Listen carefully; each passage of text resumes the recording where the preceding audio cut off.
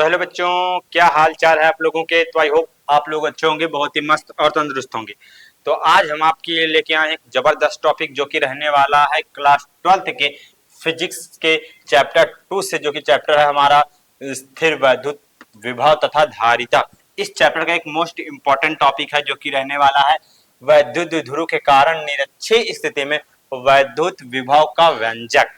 अब हम लोग प्राप्त करने वाले हैं निरक्षीय स्थिति में। हम लोगों ने अच्छी स्थिति में तो पढ़ चुका है, अब हम लोग पढ़ने वाले निरक्षीय स्थिति में। देखो इसमें क्या होता है, हम लोग उसे देखेंगे, इसका क्या मान्य आएगा उसे भी देखेंगे, बहुत डिटेल में पढ़ने वाले हैं। ठीक बच्चे, तो हम लोग जो थोड़ा बहुत इसका लिखना होता है इस डायग्राम के बारे में, वो हम पहले लिख लिए हैं और इसके माध्यम से हम आपको डायग्राम समझाएंगे। ठीक है, आप लोग पहले डायग्राम बना सकते हैं, ठीक है, उसके बारे में डायग्राम के हिसाब से लिख सकते हैं, या फिर आप लोग इसे याद कर लीजिए, इसके हिसाब से डायग्राम लिखिए। जैसे आप लोग डायग्राम नहीं याद है हो रहा तो आप लोग इसको याद कर लीजिए, इसके माध्यम से डायग्राम बनाइए, या फिर डायग्राम को याद कर लीजिए कहाँ से क्या खींचा होता है, ठीक है, उसके माध्यम से इसे बनाए, इसे लिखिए। ठीक है, कोई दिक्कत नहीं, बहुत ही सरल, बहुत ही सिंपल होता है।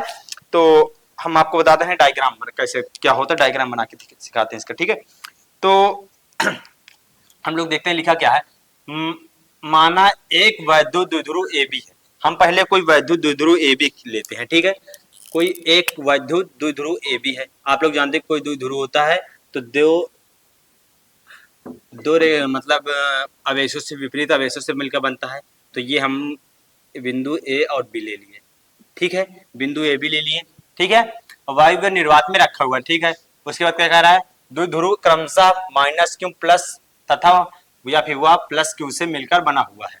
ये एक -Q A और B है। ठीक है, एक +Q से मिलकर बना हुआ है। आगे क्या कह रहा है, जिसकी लंबाई 2L है। मतलब ये जो द्विध्रुव है इसकी लंबाई कितनी है, 2L है।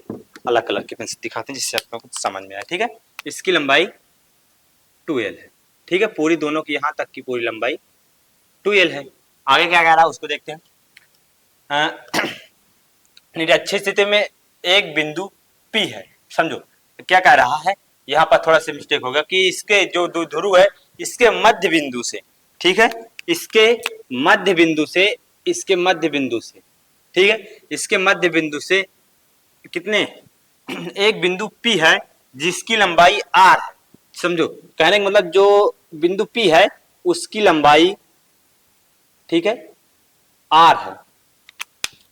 ये जो यहां तक की दूरी है, ठीक है, ये कितनी है, R है। कोई बिंदु यहाँ P है।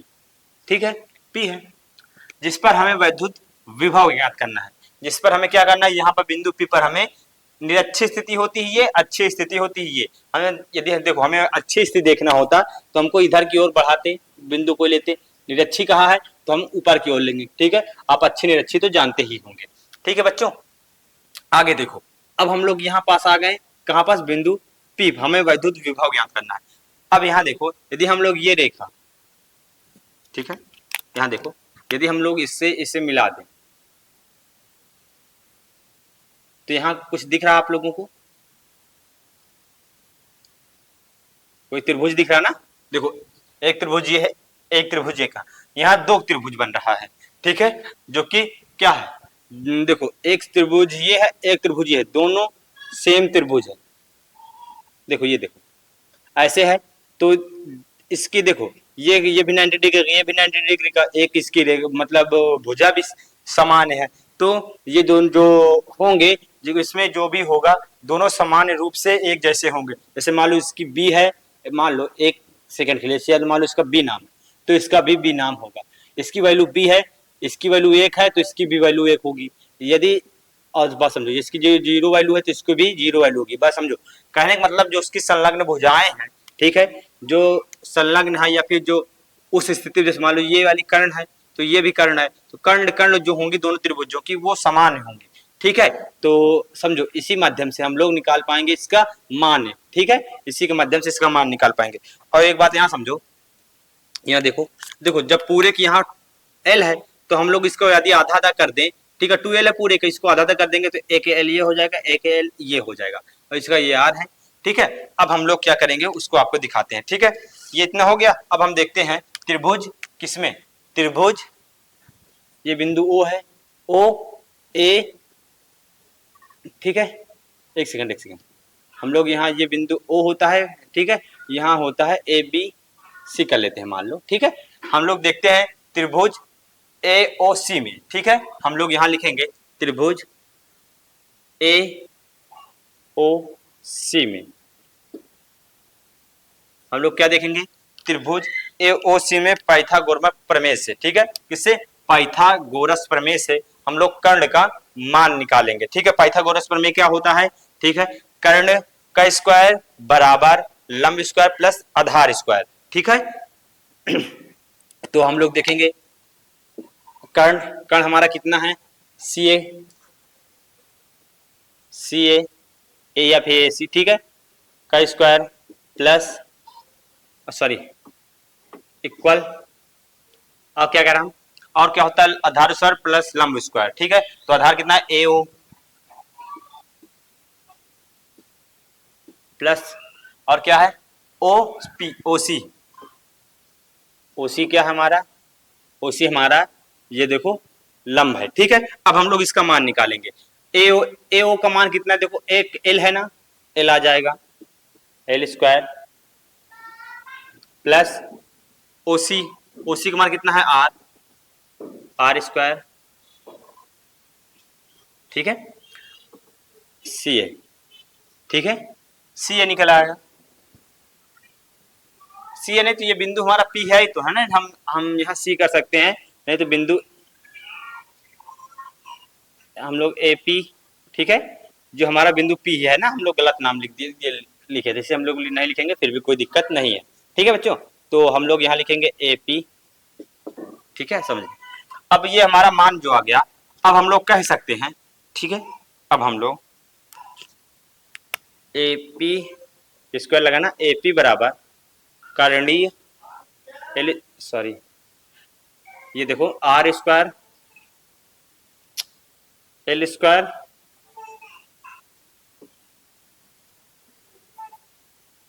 प्लस आर स्क्वायर करणीय में, ठीक है। ये इसका मान आ गया, किसका मान आ गया, एपी का, मतलब जो एसी ये वाला हम ना हमारा एसी था, एपी है जो हमारा, ठीक है, ये हमारा इसका मान आ गया, ये कर्ण का मान हमारा कितना आया, और हम देखो समझे, जब ये दोनों त्रिभुज के मतलब समान रूप से हैं, ठीक है, तो हम लोग कह सकते हैं कि हमारा एपी बराबर कितना होगा हमारा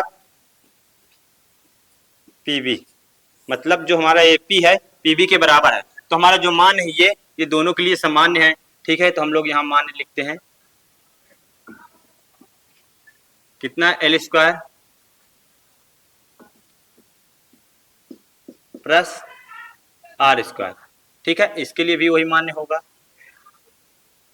L square plus R square, ठीक है। बात समझो, किसमें ज्यादा कुछ नहीं है, बहुत सिंपल है, बहुत ही सरल है, ठीक है। आप लोग इसका सारा मान पता चल गया, सारा कुछ पता चल गया, अब हमको क्या निकालना है, सिर्फ वैद्युत विभव निकालना है, ठीक है। क्या निकालना है, वैद्युत विभव। अब हम लोग एक एक करके दोनों के लिए हम लोग विभव निकालने की कोशिश कर देते हैं, ठीक है, प्लस क्यू के लिए और माइनस क्यू के लिए, दोनों के लिए, ठीक है। तो अब हम लोग देखते हैं, यहाँ लिखेंगे क्या, हम लोग यहाँ क्या लिखेंगे, आप लोग इसका स्क्रीनशॉट उतना रख लीजिए, ठीक है। आप लोग जितना करते चले हम आपको बताते चले उतना आप लोग स्क्रीनशॉट रख लीजिएगा। अब हम लोग लिखते हैं प्लस क्यू के लिए, ठीक है, प्लस क्यू आवेश के लिए बिंदु पी पर विभव, ठीक है। तो थोड़ा स्पेस की प्रॉब्लम है, तो आप लोग स्क्रीनशॉट ले लिए। आप लोग इसका ये जो डायग्राम है, ये डायग्राम हम इरेज कर देते हैं, आप लोग स्क्रीनशॉट ले लीजिए, ठीक है, आप लोग स्क्रीनशॉट ले लीजिए, हम लोग इसको इरेज कर देते हैं और अच्छे तरीके से समझाते हैं, ठीक है, इसके बारे में, ठीक है बच्चों। तो या फिर आप लोग इसको ये लिखा रहने दीजिए, डायग्राम हमारे कोई काम का नहीं। देखो अब हम डायग्राम के बारे में ये लिख चुके हैं, इतना डायग्राम बना चुके हैं, आप लोगों को भी आ गया होगा, हम लोग इसे इरेज कर देते हैं, ठीक है, इसे इरेज कर देते हैं, तो ठीक है, इसे हम लोग इरेज कर देते हैं, आप लोग इसका स्क्रीनशॉट रखिए, स्क्रीनशॉट रखिए आप लोग पूरे का, ठीक है बच्चों। अब हमारे ये कोई काम का नहीं है, हम लोग इसे इरेज करके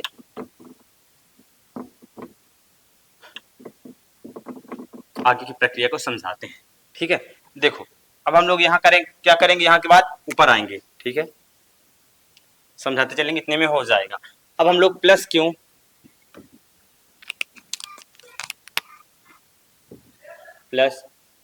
के लिए या कि प्लस क्यू के कारण बिंदु P पर वैद्युत विभव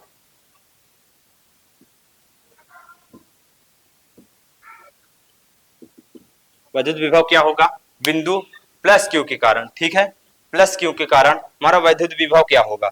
अब हम लोग देखेंगे वैद्युत विभव का फार्मूला क्या होता है, आप लोगों ने पढ़ा होगा। ठीक है, हम आपको पीछे ही बताए थे वैद्युत विभव का फार्मूला क्या बताए थे, वो हम देखते हैं। ठीक है, हम क्या बताए थे आपको, V बराबर, ठीक है, V बराबर 1/4πε0 क्यों, ठीक है, एक क्यों आर स्क्वायर होता है, लेकिन बात समझिए आर स्क्वायर, लेकिन जो हमारी दूरी थी एपी, ठीक है, जो हमारी दूरी थी एपी वो हमारी क्या थी, करंडी क्या थी, L square plus R square, तो हम लोग इसका हो जाएगा होल स्क्वायर। ठीक है, ये हमारा आ गया समीकरण 1।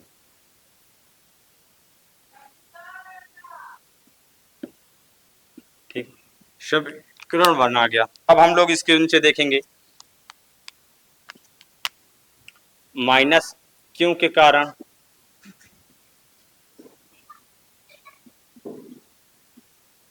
बिंदु P पर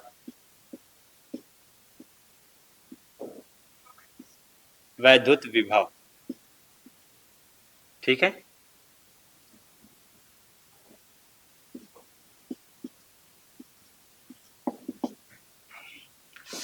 बच्चों बहुत गर्मी, बहुत ज्यादा गर्मी, समझ लीजिए हम आपके लिए कितना मेहनत कर रहे हैं, लेकिन आप लोग कोई सपोर्ट नहीं करते हैं। ठीक है, आपके लिए हम लोग कितना मेहनत करते हैं, इतनी गर्मी में पढ़ाते हैं आप लोगों को, कितना समझाते हैं, लेकिन आप लोगों को है क्या।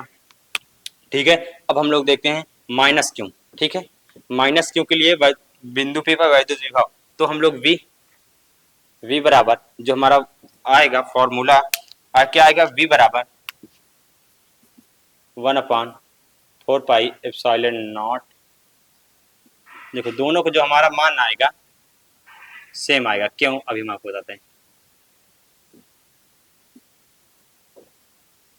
क्योंकि जो दोनों दूरियां थी, जो हमारी दोनों दूरियां थी वो सेम थी, सिर्फ ये डिफरेंस रहेगा यहाँ कि यहाँ पास क्या लग जाएगा माइनस, क्योंकि ये माइनस का आवेश है और वो प्लस का आवेश था, इसलिए वहां प्लस लग गया माइनस, ये इतना मान आ गया। अब हम लोग क्या प्राप्त कर सकेंगे, V1 V2 दोनों का मान आ गया। अब हम लोग क्या निखारेंगे, दोनों का परिणामी निखारेंगे बिंदु P पर। ठीक है, अब हम लोग दोनों का परिणामी निखारेंगे बिंदु P पर। ठीक है, इतना हम लोग जान गए, आप लोग इसका स्क्रीनशॉट रख के बताएं। ठीक है, हम लोग इसका स्क्रीनशॉट, आप लोग इसका स्क्रीनशॉट रखिए V1 V2 का, इसे इरेज कर देते हैं और आगे की प्रक्रिया समझाते हैं। ठीक है बच्चों, तो V1 V2 का मान आ गया है, आप लोग इसको देखिएगा, अब इसे इरेज कर देते हैं पूरा। तो अब आगे देखो, अब हम लोग V1 और V2 का मान लिख लिए। ठीक है, अब हम लोग इसका परिणामी निकालेंगे, परिणामी क्या होगा, बिंदु P पर परिणामी। ठीक है, बिंदु P पर परिणामी। अब हम लोग बिंदु P पर परिणामी देखेंगे, जब परिणामी क्या होगा हमारा बिंदु P पर, V1 V बराबर V1 प्लस V2। ठीक है, हम लोग देखेंगे V1 बटे V1 बराबर V1 प्लस V2। ठीक है, हम लोग दोनों का मान लिखते हैं, क्या होगा V1 1/4πε0 क्यों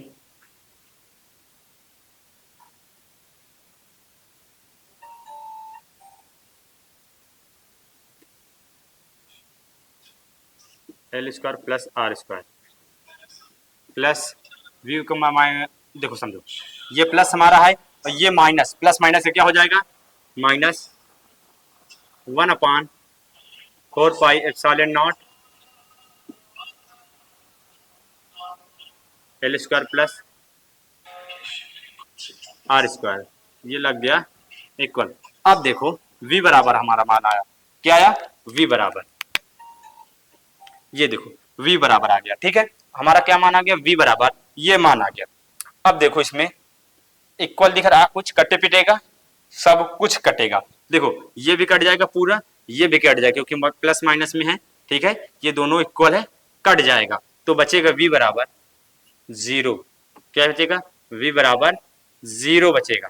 मतलब जो हमारा विभव आएगा निरक्षीय स्थिति में वो क्या होगा? वैद्युत विभव शून्य होगा। हमारा जो निरक्षीय स्थिति में विभव आएगा वो क्या आएगा? शून्य आएगा, कुछ विभव नहीं आएगा निरक्षीय स्थिति में।